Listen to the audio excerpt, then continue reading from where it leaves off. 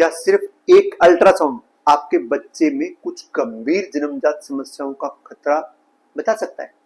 क्या anti NB scan करवाने से पता चल सकता है कि बच्चे को डाउन सिंड्रोम जैसी समस्या होने का खतरा है या नहीं है? क्या ये अल्ट्रासाउंड सभी गर्भवती महिलाओं को करवाना चाहिए? और अगर एंटी ज्यादा निकले, नकल थिकनेस ज्यादा निकले, तो क्या इसका मतलब ये है कि हमारा बच्चा निश्चित रूप से असामान्य होगा? अगर आप प्रेग्नेंट हैं और प्रेगनेंसी प्लान कर रहे हैं तो ये वीडियो आपके लिए बेहद इंपॉर्टेंट होने वाला है, क्योंकि आज मैं आपको बताने वाला हूं कि एंटी एनवी स्कैन के बारे में, जो पहली तिमाही यानी फर्स्ट ट्राइमेस्टर की सबसे इंपॉर्टेंट जांचों में से एक माना गया है। तो नमस्कार, मैं हूं डॉक्टर सुनील चौधरी, गायनेकोलॉजिस्ट, और लास्ट 13 ईयर से मैं इस फील्ड में काम कर रहा हूं। और अगर आप मेरे चैनल पे पहली बार आए तो आप उसको सब्सक्राइब कर सकते हैं, ताकि आपको आपकी प्रेगनेंसी से रिलेटेड कोई भी महत्वपूर्ण इंफॉर्मेशन आपसे मिस ना हो। तो सबसे पहले बात करते हैं एंटी एनवी स्कैन आखिर क्या होता है, कौन सा क्या अल्ट्रासाउंड है ना? एंटी एनवी स्कैन एक विशेष टाइप का अल्ट्रासाउंड है जो गर्भावस्था के शुरुआती महीनों में किया जाता है। एंटी का मतलब है नक्कल ट्रांसल्यूसेंसी, नक्कल ट्रांसल्यूसेंसी, एंड एनबी का मतलब है नेजल बोन। इस अल्ट्रासाउंड में डॉक्टर बच्चे के गर्दन के पीछे मौजूद तरल पदार्थ की मोटाई यानी एंटी की मोटाई नापते हैं, और साथ ही बच्चे की नाक की हड्डी यानी नेजल बोन को देखते हैं। ये जांच मुख्य रूप से ये पता लगाने में मदद करती है कि बच्चे के अंदर कुछ क्रोमोसोमल डिसऑर्डर होने का संभावना है या नहीं, जैसे down syndrome that is trisomy 21, Edward syndrome trisomy 18, Patau syndrome trisomy 13, और कुछ जन्मजात हृदय रोगों का भी पता इससे लग सकता है। ध्यान रखिए, N T NB scan, N T NB ultrasound एक स्क्रीनिंग टेस्ट है, डायग्नोस्टिक टेस्ट नहीं है। यानी ये केवल जोखिम बताता है, बीमारी की पुष्टि नहीं करता है। ये संभावना बता देगा कि डाउन सिंड्रोम होने का संभावना है, एडवर्ड होने का संभावना है, लेकिन कंफर्म नहीं बता सकता कि डाउन सिंड्रोम है या नहीं। और ये स्कैन कब करवाया जाता है, ये सबसे महत्वपूर्ण सवाल है। एंटी एनवी स्कैन एक निश्चित समय पर ही करवाया जाता है। आमतौर पर ये 11वें सप्ताह से लेके 13 सप्ताह 6 दिन, मतलब 11 वीक से लेके 13 वीक 6 डेज के बीच में ही करवाया जाता है। या जब बच्चे का CRL यानी crown rump length 13 weeks, 11 week से लेके 13 वीक 6 डेज के बीच में आ रहा है, उसको कोरिस्पोंड कर रहे हो, तभी ये करवाना है। और अगर ये समय निकल गया हो तो एंटी की माप ज्यादा इंपॉर्टेंट नहीं रहती है, इसलिए सही समय पर स्कैन करवाना बहुत जरूरी है। मेरे पास अक्सर रोजाना मरीज आते हैं, कहते हैं डॉक्टर साहब मैं 15 सप्ताह की प्रेग्नेंट हूं, अभी एंटी एनवी स्कैन करवा सकती हूँ क्या? इसका आंसर नहीं, अभी आप 15 सप्ताह में आप एंटी एनवी स्कैन नहीं करवा सकते। क्यों? क्योंकि एंटी स्कैन का सही समय निकल चुका है, जो कि 11 वीक से लेकर 13 वीक 6 डेज तक ही था। अभी एंटी आखिर मापा कैसे जाता है, इसको मैं आपको सिंपल भाषा में समझाता हूँ। बच्चे की गर्दन के पीछे एक छोटी सी तरल पदार्थ की, मतलब लिक्विड की एक लेयर होती है, परत होती है।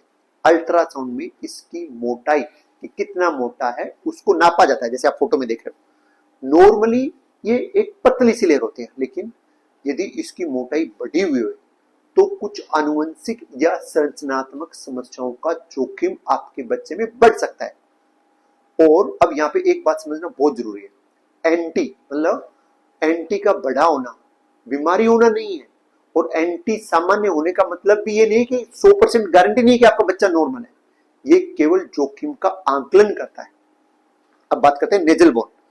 नेजल बोन क्यों देखी जाती है, तो अब बात करते हैं नेजल बोन, यानी स्कैन के दौरान डॉक्टर ये भी देखते हैं कि बच्चे के नाक की हड्डी दिखाई दे रही है या नहीं दे रही है। कुछ क्रोमोसोमल डिसऑर्डर, विशेष रूप से डाउन सिंड्रोम में नेजल बोन या तो छोटी होती है या नेजल बोन अब्सेंट होती है। इसलिए एंटी और एनवी दोनों को साथ में देखकर जोखिम का आकलन और बेहतर किया जा सकता है। एंटी एनवी स्कैन में किन समस्याओं का पता चल सकता है? अगर मैं आपको ये बताऊं कि एंटी एनवी स्कैन से किन समस्याओं का पता चल सकता है, ये सबसे महत्वपूर्ण पार्ट है इस वीडियो का। ये स्कैन जो समस्या मैं आपको बताऊंगा उनकी प्रोबेबिलिटी बताने में हेल्प कर सकता है। जैसे मैं आपको पहले बता चुका हूं, down syndrome, Edward syndrome, Patau syndrome, और कुछ हार्ट रिलेटेड प्रॉब्लम्स, और कुछ अन्य आनुवंशिक प्रॉब्लम, और कुछ संरचनात्मक असामान्यताएं एंटी एनबी स्कैन से पकड़ी जा सकती है, उनके बारे में अनुमान लगाया जा सकता है। लेकिन ध्यान रखिए, ये स्कैन हर बीमारी को नहीं पकड़ सकता है और हर स्ट्रक्चरल प्रॉब्लम को नहीं पकड़ सकता है, क्योंकि बच्चा भी आपका बहुत छोटा है। इसलिए बाद में अनोमली स्कैन और कुछ अन्य जांच भी जरूरी होते हैं। जब आपका बच्चा बड़ा हो जाएगा तो कोई एबनॉर्मलिटी होगी तो वो बड़ी दिखेगी, तो ज्यादा पकड़ में आएगी। नेक्स्ट, क्या एंटी एनबी स्कैन के साथ कोई और ब्लड टेस्ट भी होता है? तो इसका आंसर है यस, इसके साथ और ब्लड टेस्ट भी होते हैं। और यही बात है जो बहुत सारी महिलाओं को पता ही नहीं होता। एंटी एनबी स्कैन को अक्सर डुअल मार्कर टेस्ट के साथ किया जाता है। डुअल मार्कर टेस्ट में मां के ब्लड की जांच होती है। जब एंटी एनबी स्कैन और डुअल मार्कर टेस्ट के परिणामों को एक साथ मिला के देखा जाता है तो क्रोमोसोमल डिसऑर्डर्स का जोखिम अधिक सटीक रूप से बताया जा सकता है। इसी कारण कई doctor combined first trimester screening की सलाह देते हैं, जिसमें एंटी एनबी स्कैन और डुअल मार्कर दोनों एक साथ कराए जाते हैं। नेक्स्ट, अगर एंटी एनबी स्कैन में एंटी ज्यादा आ जाए तो क्या करना है? ये वो सवाल है जिसका सबसे ज्यादा डर रहता है। मान लीजिए आपकी रिपोर्ट में एंटी बढ़ी हुई आ गई है, नक्कल थिकनेस बढ़ी हुई आ गई है, तो क्या इसका मतलब ये है कि बच्चा निश्चित रूप से असामान्य है? आंसर है नो, बिल्कुल नहीं। बहुत सारे बच्चों में एंटी बढ़ी हुई होने के बावजूद भी वो पूरे तरीके से नॉर्मल पैदा होते हैं। लेकिन ऐसे मामलों में डॉक्टर कुछ अतिरिक्त जांचों की आपको सलाह दे सकते हैं।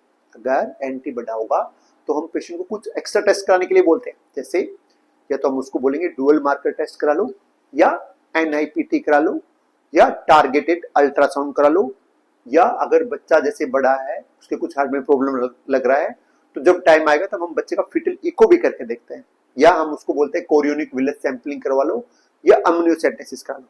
कौन सी जांच करनी है ये आपकी रिपोर्ट और जोखिम के परसेंटेज पर निर्भर करता है। समझ में आया? तो ये चीज डॉक्टर पे छोड़ दें, क्या वो आपको क्या बताएंगे, वो आपको बेस्ट ही बताएंगे। अभी कुछ आपको बताता हूं कि एंटी स्कैन और एनआईपीटी दोनों में क्या अंतर है। ये भी एक बहुत लोकप्रिय क्वेश्चन है।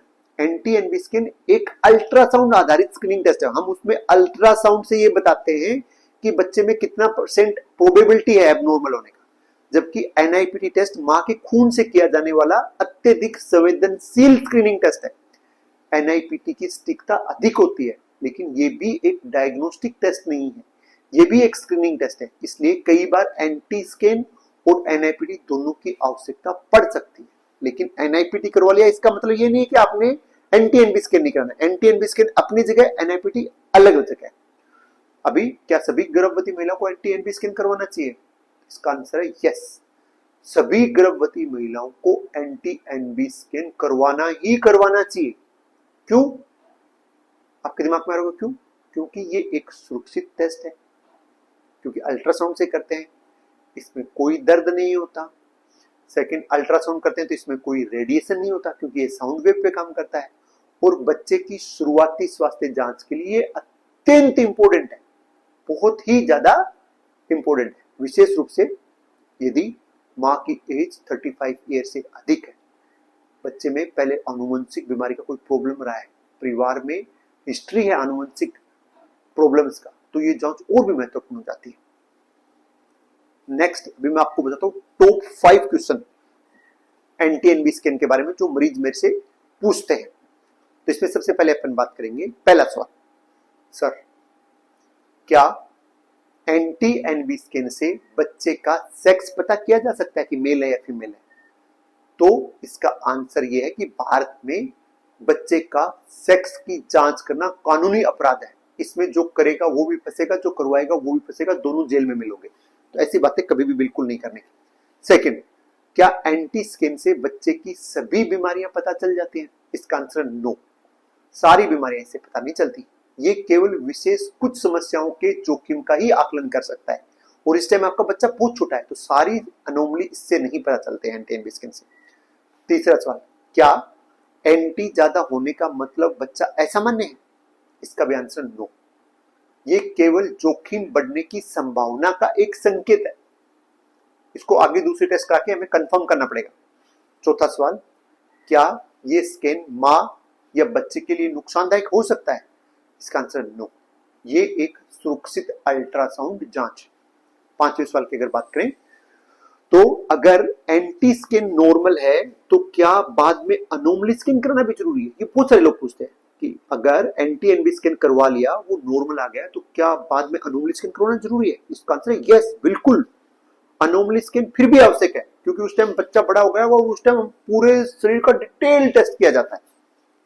अभी मैं मेरी साइड से डॉक्टर की क्या सलाह है आपको, तो यदि आपकी प्रेगनेंसी 11 वीक से लेके 13 वीक 6 डेज के बीच में है तो एंटी एनबी स्कैन जरूर करवाना है, किसी भी हालत में मिस नहीं होना चाहिए। ये एक छोटी सी जांच है, लेकिन इससे मिलने वाली जानकारी बहुत महत्वपूर्ण होती है। याद रखिए, एंटी एनबी स्कैन जोखिम बताता है, जोखिम की प्रोबेबिलिटी बताता है, बीमारी की पुष्टि नहीं करता है। इसलिए रिपोर्ट में अगर कुछ एबनॉर्मल आ भी जाए तो आपको देखकर घबराना नहीं है। अपने डॉक्टर से डिटेल से चर्चा कीजिए और आवश्यकता होने पर आगे की जांच भी कराइए, जैसे आपको डॉक्टर साहब बता रहे हैं। तो लास्ट कंक्लूजन ये है, क्या आपकी एंटी एनबी स्कैन हो चुकी है? आपकी रिपोर्ट में नकल थिकनेस चेक करिए, एंटी लिखा होगा, उसके आगे कितना mm लिखा है जरूर बताएं मुझे, कमेंट में करें कि आपका एंटी एनबी स्कैन में एंटी कितना था। क्या डॉक्टर ने आपको डोल मार्कर या एनआईपीटी की सलाह दी थी? कमेंट में जरूर बताएं। मैं आपके अधिकांश कमेंट खुद पढ़ता हूं, कई बार अगले वीडियो के विषय भी मैं आपके कमेंट्स में से ही सिलेक्ट करता हूं। आपका पर्सन और आपका आंसर किसी दूसरी गर्भवती महिला की हेल्प कर सकता है। तो मुझे उम्मीद है कि अभी आपको एंटी एनबी स्कैन के बारे में पूरा डिटेल से एंड क्लियर क्रिस्टल पता चल गया होगा। अगर इस विषय से जुड़ा आपका कोई भी पर्सन है तो कमेंट में जरूर लिखिए, और यदि आपने अभी तक चैनल को सब्सक्राइब नहीं किया है तो जरूर कर लीजिए, ताकि आपको आपकी प्रेगनेंसी से रिलेटेड कोई भी महत्वपूर्ण सूचना, कोई भी महत्वपूर्ण जानकारी आपसे मिस ना हो। मैं आप बहुत ही इंपॉर्टेंट चीजें आपको सिंपल हिंदी लैंग्वेज में समझाता रहता हूँ। मेरा टारगेट है कि आपसे कोई भी जाने अनजाने में कोई गलती आपसे होनी नहीं चाहिए, आपका प्रेगनेंसी सुरक्षित रहना चाहिए। नमस्कार, मिलते हैं नेक्स्ट वीडियो में।